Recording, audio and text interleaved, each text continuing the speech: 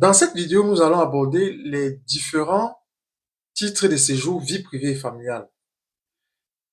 Pourquoi vous deviez savoir ces différents titres de séjour vie privée et familiale?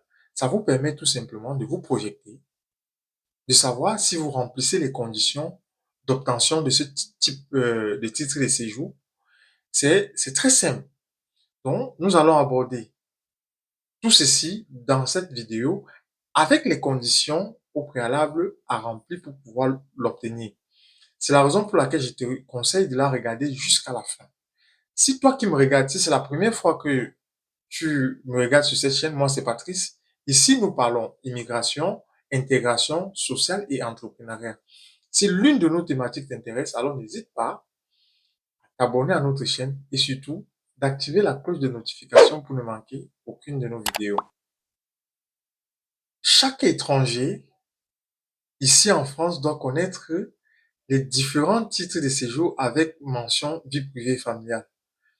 Pourquoi vous devez le savoir? Ça vous permet de vous projeter, de savoir si vous remplissez les critères de l'un ou l'autre ou plusieurs cas de figure de vie privée et familiale. C'est important. La première, la première condition de vie privée et familiale, ou bien du moins le premier cas, c'est si vous êtes marié à un Français ou une Française. Et pour ce faire, vous deviez, au moment de votre demande de titre de séjour, vous rassurer que la communauté de vie ne soit pas rompue. Vous deviez vous rassurer. Et la communauté de vie commune doit avoir 6 mois. Donc, vous devez respecter les 6 mois de communauté de vie commune. Même si vous résidez ensemble, même avant le mariage, mais cela doit être respecté. Ça, c'est des conditions clés. Si vous êtes de même marié à un étranger en situation régulière, là aussi, vous pouvez bénéficier d'un titre de séjour avec la mention vie privée familiale. Il faudrait aussi respecter, il faudrait qu'au moment de votre demande, que la communauté de vie commune ne soit pas rompue. Et il faudrait aussi respecter les 6 mois de vie commune. Si vous êtes paxé à un étranger, à un Français ou une Française, ou alors à un étranger en situation régulière, là aussi, il faudrait qu'au moment de votre demande, que la communauté de vie ne soit pas rompue. Et au niveau du délai, ou du moins la durée de communauté de vie pour ce type de demande de titre de séjour, est d'une année minimum. Est d'une année. Elle peut dater avant l'enregistrement du PAX ou après l'enregistrement du PAX. Voilà. Si vous êtes parent d'enfants français et pour faire ce type de demande, il faudrait que l'enfant réside en France au moment de votre demande et qu'il soit de nationalité française. Donc, il faut avoir la preuve de sa nationalité, certificat de nationalité euh, ou bien sa carte d'identité nationale. Et aussi, il faudrait prouver l'éducation et de l'entretien de votre enfant dès sa naissance ou jusqu'à ses 2 ans. Il faudrait prouver. Si vous êtes un étranger mineur, tout étranger mineur, donc vous êtes arrivé en France par regroupement familial étant mineur et que vous avez obtenu déjà la DCE, document de circulation pour étrangers mineurs, parce que dès lors que l'un de vos parents respecte est en situation régulière, vous avez le droit de faire cette demande. Mais à l'âge de 16 ans ou 18 ans, si vous souhaitez par exemple travailler, vous pouvez tout simplement faire la demande d'un titre de séjour vie privée et familiale. Si vous êtes un étranger malade en France et que vous pouvez, si votre état de santé est si grave et que ça peut porter atteinte à votre intégrité physique, voire même la mort, vous pouvez, et aussi, si le traitement de la maladie dont vous souffrez n'est pas pris en charge dans votre pays d'origine, s'il n'y a pas des soins adéquats et des hôpitaux adéquats, alors vous pouvez prétendre à ce titre de séjour vie privée et familiale.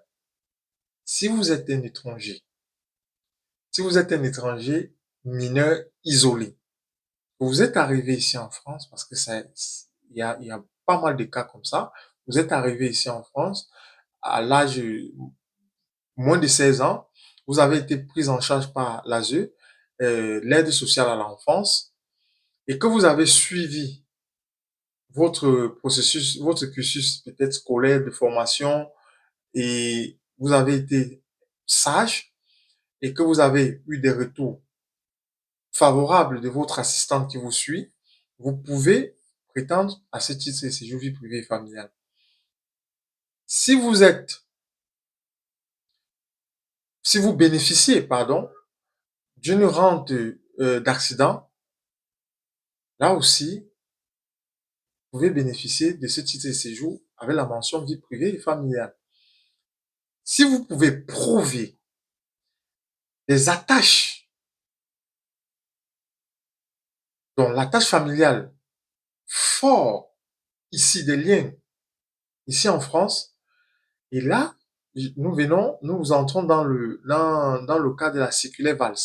Je parle de la circulaire Valls. Si ça rentre dans le cas de la circulaire Valls, parce que dans la circulaire Valls, vous avez plusieurs possibilités de vous régulariser, euh, avoir une régularisation, une carte de séjour avec la mention vie privée et familiale. Par exemple, si vous êtes parent d'enfants scolarisés ici en France, là, vous méritez aussi un titre de séjour avec la mention vie privée et familiale. Si vous êtes conjoint d'un étranger en situation régulière, pardon, vous pouvez aussi demander une admission exceptionnelle avec la mention vie privée et familiale. Pour ce faire, vous deviez respecter 6 mois de vie commune et 5 ans d'ancienneté sur le territoire français.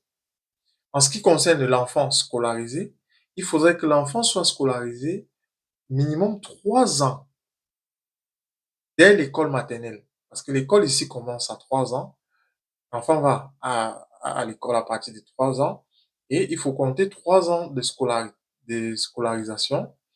Donc, voilà les conditions pour... Il y a pas mal de cas en ce qui concerne de l'admission exceptionnelle au séjour. Voilà les différents titres de séjour avec la mention vie privée et familiale que vous pouvez prétendre. Donc, il est important de le savoir et de voir si vous remplissez une condition ou plusieurs cas de figure et pouvoir vous projeter. Alors, si vous avez aimé cette vidéo, je vous invite à la partager massivement, la liker et surtout d'activer la cloche de notification pour ne manquer aucune de nos vidéos. Et n'hésitez pas à mettre en commentaire, de laisser des commentaires. Si vous avez des questions, n'hésitez pas à les poser en bas de la vidéo. Je prendrai la peine de vous répondre. Et je m'excuse si je prends pas mal de temps ou du moins si je ne réponds pas à certaines questions. Parce que si je n'ai pas le monopole du savoir, au lieu de donner une mauvaise réponse, je préfère m'abstenir. Dès lors que j'ai des réponses adéquates, je prends toujours la peine de vous répondre malgré peut-être le retard. Je m'en excuse. Sur ce, on se dit à la prochaine vidéo.